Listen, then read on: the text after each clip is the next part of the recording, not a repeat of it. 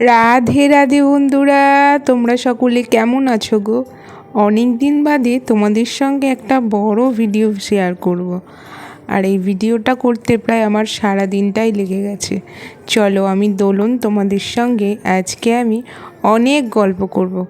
আজ সকালবেলা স্নান ধান সেরেই আগে ঠাকুর ঘরে চলে এসেছি, জানো তো।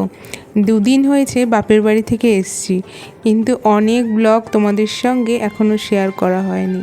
মেয়ের পরীক্ষা আসার পরেই তো মাম্মামের পরীক্ষা, ওই জন্য আর টাইম হয়েও উঠছে না যে ভিডিওগুলো তোমাদের সাথে শেয়ার করি। আর এবার গিয়ে না মায়ের এতটাই শরীর খারাপ, কি আর বলবো। মনটাও খারাপ হয়ে আছে বাড়িতে আসার পর থেকে। মায়ের শরীরটা না একদমই ভালো নেই। আর জানো তো, যে পরিবারের মেন তারই যদি শরীরটা খারাপ থাকে তখন আর সংসার কে সামলাবে। এইবার বাড়িতে যাওয়ার পর না বোন আর আমি দুজনে মিলেই সমস্তটা করেছিলাম। মার শরীরটা একদমই ভালো নেই। আর জানো তো, এই দেখো আজকে বাজার থেকে তোমাদের দাদাভাই লোটে মাছ নিয়ে এসছে, অনেক দিন বাদেই নিয়ে এসছে। এইবার বলছে দোলন, লোটে মাছটা তো আজকে ভালো করে জমিয়ে রান্না করতে হবে, একটু ঝালটা কম দেবে। আর আমাদের বাড়িতেও না এমনিতেও ঝালটা আমরা কমই খাই, বেশি ঝাল খেতে পারি না একদমই। কাঁচা লঙ্কার ঝালই খাই, তবুও একটু লঙ্কা জানি বেশি হয়ে গেলে গলা জ্বলতে থাকে। কিন্তু আমার আবার একটু কাঁচা লঙ্কা পাতে না নিয়ে বসলে না আমার ভালো লাগে না, জানো তো। আর আজকে সকালবেলা মাম্মামকে পাঠিয়েছি স্কুলে, ওর যেহেতু এক্সাম চলছে। আর আজকে মাম্মামের হচ্ছে ম্যাথ পরীক্ষা, জানো তো। মাম্মাম না এবার মামাবাড়ি থেকে আসার সময় খুব কান্না করেছে। যেহেতু গিয়ে তো দুদিন থেকেছি, অন্যবার গিয়ে তাও 3-4 দিন থাকা হয়, কি করে থাকবো বলো। ওর ছিল পরীক্ষা, জামাই ষষ্ঠীর 2 দিন বাদেই ছিল ওর পরীক্ষা। সেইভাবে তো আর এখন গিয়ে থাকিও না, থাকলে পরেই দেখবে মাম্মামের পড়াশোনাটাও পিছিয়ে যায়, জানো তো। কি আর বলবো তোমাদেরকে। আর তোমাদের দাদা ভাইয়েরও একটু অসুবিধা হয়, সব কিছু একা ওকে করতে হয়। এখন যেহেতু বাড়িতে 3টে গোপাল আছে, গোপালকে 3বার করে দেওয়া, আবার সব কিছুই একা হাতে ওর খুব চাপ হয়ে যায়। আর আজকে দেখো, এই দেখো গোটা রসুন দিয়ে হচ্ছে লোটে মাছ করব। লোটে মাছ না আমি ছোটোবেলা থেকে খুব ভালো খাই, আর এখানে এসে শুনি তোমাদের দাদা ভাইও খুব ভালো খায়। তোমরা কে কে লোটে মাছ খেতে ভালোবাসো গো? শুনেছি বাঙালরা নাকি খুব লোটে মাছ খেতে ভালোবাসে, কিন্তু এদেশিরা অতটা ভালো খায় না।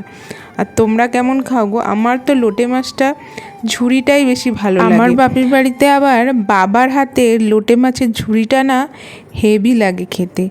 আগে বিয়ের আগে যখন বাবা লোটে মাছটা রান্না করতো, খেতে না আমি না লোটে মাছ দিয়েই সব ভাত খেয়ে নিতাম। স্কুল দিয়ে এসেই যখন শুনতাম যে বাবা আজকে লোটে মাছ রান্না করেছে, তাড়াতাড়ি করে কোনো রকমে মাকেই আগে জিজ্ঞাসা করতাম। এসে তো গন্ধ তো পেতামই, ব্যাগটা রেখেই আগে জিজ্ঞাসা করতাম, মা আজকে কী রান্না হয়েছে গো, বাড়িতে এত সুন্দর গন্ধ। তখন মা বলতো, জানিস তো আজকে না তোর পছন্দের জিনিস রান্না হয়েছে লোটে মাছ, আর রান্নাটা করেছে তোর বাবা। আর তো তাড়াতাড়ি করে কি বলবো আর বন্ধুরা, তাড়াতাড়ি করে আগে ড্রেসটা কোনো রকমে ছেড়ে, এই জানো তো আমি লোটে মাছ খেতে ভীষণ ভালোবাসি, যেভাবেই রান্না করে দাও না কেন। তাড়াতাড়ি করে থালাটা ধুয়ে নিয়ে ভাতটা নিয়ে, ওফ কি দারুণ লাগতো। এখন তো আর আমাদের হাতে না আমি যে রান্না করি অত না স্বাদ হয় না। দেখবে তুমি যে রান্না করবে, সেই বাবা মা যেরকম রান্না করে সেই স্বাদটা কিন্তু পাবে না, তাই না বলো? আর এই দেখো তোমাদের সাথে গল্প করতে করতে মাম্মাম চলে আসলো স্কুল থেকে। চল স্নান করিয়ে দিই।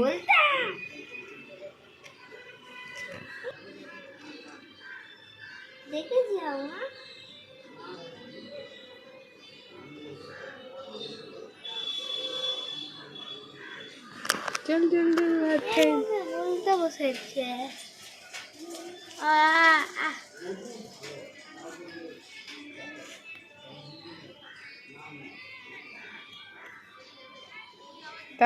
চলো মাম্মামকে স্কুল ড্রেস ছাড়িয়ে একটু জল খাইয়ে দিয়ে ওকে বললাম, মাম্মাম একটু বস, আমি রান্নাটা কমপ্লিট করে আসি, দিয়ে তারপরে তোকে স্নান করাবো। আর ও না বাড়িতে এসেই দেখেছে প্লেটের মধ্যে লোটে মাছ, ও কিন্তু অতটা বোঝে না এখনও, লোটে মাছের কি স্বাদ, তবুও বলছে মা আমাকে লোটে মাছের পকোড়া করে দাও না।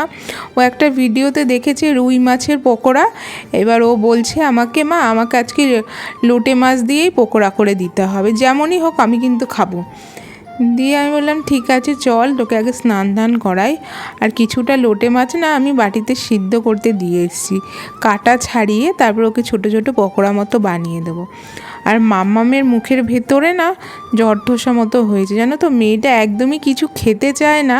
আর এই জঠোসা হওয়াতে এখন আরও কিছু খেতে পাচ্ছে না, জানো তো, কী যে করি বলো তো। আর চলো আমার লোটে মাছটা তো রান্না আপাতত কমপ্লিট হয়েছে, জানি না কেমন হবে, তোমাদের দাদাভাই খেয়ে বলবে কেমন হয়েছে। চলো এবার মাম্মামের জন্য না পকোড়াটা বানিয়ে নিই। আর আজকে না ওয়েদারটা একদম মানে কি বলবো, কি সুন্দর বাইরের ওয়েদারটা, মেঘলা মেঘলা ওয়েদার থাকলে দেখবে অতটা বেশি গরম লাগে না। আর জানো তো মাম্মাম যেই দেখেছে আমাকে, মা তুমি পকোড়া করছো, তাড়াতাড়ি ডাইনিং টেবিলে এসে না তাড়াতাড়ি করে বসে পড়েছে। আমি বললাম একটুখানি বস। আর কি করেছে জানো, তোমরা ভিডিওতে দেখতে পাচ্ছ কি না জানি না, মাম্মামকে ডাইনিং টেবিলে তো আমি বসিয়ে দিয়েছি, তো ওর না প্রচণ্ড ঘুম পেয়ে গেছে। যেহেতু স্কুলে আজকে অনেকটাই তাড়াতাড়ি যেতে হয়েছে, এখন তো এক্সাম চলছে, ওই জন্য একটু তাড়াতাড়ি যেতে হচ্ছে। আর হচ্ছে ওর স্কুল থেকে আসার পরই যে স্নানটা করিয়ে দিয়েছি অমনি ওর ঘুম পেয়ে গেছে। আমি বলছি মাম্মাম এখন ঘুমাস না, খেয়ে নে তারপরে ঘুমাবি। আর এই দেখো মাম্মামের পকোড়া রেডি, এই দেখো মাম্মামকে দিয়ে দিলাম। এখন ওকে পকোড়াটা দিয়ে বসিয়ে দিয়েছি, ওর ভাতটা মাখিয়ে দিয়ে তারপরে ওকে আমি খাওয়াবো। আর দেখো চোখগুলো দেখে বুঝতেই পারছো ওর ঘুম পেয়ে গেছে, কিন্তু পকোড়া দেখে না তাড়াতাড়ি করে লাফিয়ে উঠেছে, বলছে মাম্মা এত সুন্দর হয়েছে পকোড়াটা, খুব ভালো হয়েছে। আবার রাত্রিবেলাও জানো তো আমাকে বলছিল মাম্মাম পকোড়াটা আছে তো, আমাকে কিন্তু রাতেও ওইটা বানিয়ে দিতে। আমি বলি না মাম্মা একদমই না, রাত্রিবেলা তোমাকে আমি পকোড়া দেবো না, এমনি এক্সাম চলছে, পেটটা খারাপ করলে তখন কি হবে বলো তো। মাম্মাম তো খাচ্ছে আস্তে আস্তে করে, চলো আমি মাম্মামের ভাতটা মাখিয়ে তারপর ওকে খাইয়ে দিই। ওর চোখে একদম অনেকটাই ঘুম চলে এসছে, এখন যদি ওকে শুধু পকোড়া দিয়ে বসিয়ে দিই, দিয়ে ও পকোড়াটা খেয়ে ঘুমিয়ে পড়বে, আর ভাত খাবে না।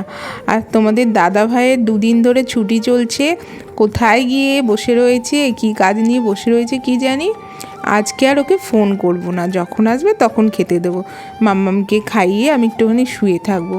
আর শ্বশুরমশাইকেও খেতে দিয়ে দিয়েছি, এই দেখো এখন আমি ওকে খাওয়াতে বসে পড়েছি, জানো তো।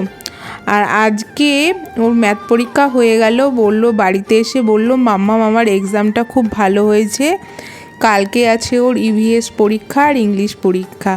আর জানো তো এবার মামাবাড়ি থেকে আসার পর ওর মনটা খুবই খারাপ, বলছে আবার কবে যাব মামাবাড়ি মাম্মাম, চলো না যাই, পরের সপ্তাহে যাই। আমি বললাম ঠিক আছে পরীক্ষাটা হয়ে যাক, কটা দিন স্কুলে যা, দিয়ে আবার একটু মামার বাড়ি থেকে ঘুরিয়ে নিয়ে আসবো, 2 দিনের জন্য আবার যাব, তাহলে ভালো লাগবে তো। বললো হ্যাঁ মাম্মাম ঠিক আছে। মাম্মামকে খাইয়ে যেন তো ঘুম পাড়িয়ে দিয়েছি। এখন চলো তোমাদেরকে 2টো পার্সেল এসছে, অনেক দিন ধরেই একটা পার্সেল এসেছিলো, ওইটা আর আমার আনবক্স করার সময় হচ্ছিল না, ফেলে রেখে দিয়েছি।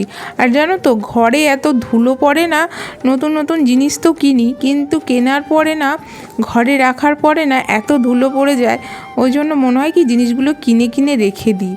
এই দেখো এই হচ্ছে চামচগুলো না রাখার কোনো জায়গায় পাচ্ছিলাম না, তাই জন্য না চামচ রাখার জন্য না এইটা কিনেছি, স্ট্যান্ডগুলো 3টে আছে একটার মধ্যেই, দেখো কত সুন্দর। এইটা না আমি এখন ইউজ করব না, এটা রেখে দেবো ভাবছি, পরে এটাকে খুলবো। আর জানো তো এটা আমার খুব পছন্দ হয়েছে, এত ভালো এসছে জিনিসটা কি বলবো। আর জানো তো এই দেখো এই টপটাও না আমি অর্ডার করেছিলাম টিনের, জানো তো একসাথে 2টো রয়েছে, দেখতে না খুব সুন্দর। তোমাদের যদি কারো লিঙ্ক দরকার হয় আমাকে বলো, হ্যাঁ আমি তোমাদেরকে এইগুলোর লিঙ্কগুলো না আমি শেয়ার করে দেবো। আর জানো তো কদিন আগেই একটা হাতি টপ অর্ডার করেছিলাম, সেটাও না খুব সুন্দর এসেছে, ওইটা না সিরামিকের আর এগুলো টিনের। এগুলো দেখতে না খুব সুন্দর, আমার ঘরে একটা রয়েছে, ওর মধ্যে আমি মানি প্ল্যান্ট রেখেছি, আর এই দুটোতেও না আমি ঘরে মানি প্ল্যান্ট রাখবো, ওই জন্য না আমি এই দুটো অর্ডার করেছি। তারপরে জানো তো তোমাদের দাদাভাই প্রায় বাড়িতে 4টে নাগাদ আসে, দিয়েও স্নান ধান সারে এখন দুজনা মিলে খেতে বসে পড়েছি। এই দেখো লোটে মাছটা জানো তো দারুণ হয়েছিল, আর কচুর শাক করেছিল কাকিমা নারকেল দিয়ে, দারুণ হয়েছিল খাওয়া দাওয়া। সকলে তাহলে ভালো থেকো, টাটা।